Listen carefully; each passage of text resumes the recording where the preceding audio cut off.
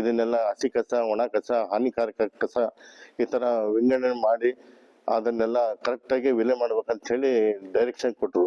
ಕೊಟ್ಟಾದ್ಮೇಲೆ ಏನಾಯ್ತು, ಲಾಸ್ಟ್ ಹೋದ ವರ್ಷ ಎಲ್ಲ ಕರ್ನಾಟಕದಲ್ಲಿರುವಂತಹ ಎಲ್ಲ ಪಟ್ಟಣ ಪಂಚಾಯತಿ, ನಗರಸಭೆ, ಪುರಸಭೆ, ಮಹಾನಗರ ಪಾಲಿಕೆ ಏನಿದಾವೆ ಅಲ್ಲೆಲ್ಲ ಈ ಆದೇಶ ಉಲ್ಲಂಘನೆ ಆಗೈತೆ, NGT ಆದೇಶ ಉಲ್ಲಂಘನೆ ಆಗೈತೆ ಅಂತ ಹೇಳಿ ಏನ್ ಮಾಡಿದ್ರು ಸರ್ಕಾರ. ಅವರು ಏನು pollution control board head department ಇಂದಾನೆ ಎಲ್ಲ ಸರ್ವೆ ಮಾಡಿ ಇಂತಿಂತ ನಗರ ಸ್ಥಳೀಯ ಸಂಸ್ಥೆಗಳಿಗೆ ಇಷ್ಟಿಷ್ಟು ದಂಡ ಅಂತ ಹೇಳಿ ವಿಧಿಸಿದ್ರು. ಆ ದಂಡ ಕಟ್ಟೋದ ನಮಗೆ ಪಟ್ಟಣ ಪಂಚಾಯತಿಗೆ ಶಕ್ತಿ ಇರಲಿಲ್ಲ. ಯಾಕಂದ್ರೆ ಆರ್ಥಿಕ ಪರಿಸ್ಥಿತಿ, ಸಾರ್ವಜನಿಕರ ತೆರಿಗೆ ಮೇಲೆ ನಾವು ಎಲ್ಲ ಅಭಿವೃದ್ಧಿ ಕಾರ್ಯಗಳನ್ನು ಕೈಗೊಳ್ತೇವೆ ಇಲ್ಲಿ.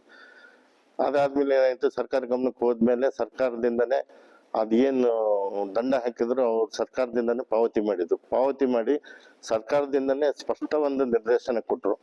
ಕಸಗಳನ್ನು ತಗೊಳಕ್ಕಿಂತ ಮೂಲದಲ್ಲೇ, ಅಂದ್ರೆ ಕಸ ಸಂಗ್ರಹಣೆ ಮಾಡ್ತೀವಲ್ಲ ಮನೆಯಿಂದ. ಉತ್ತರ ಕರ್ನಾಟಕ ನ್ಯೂಸ್, ಇದು ಕನ್ನಡದ ಉಸಿರು.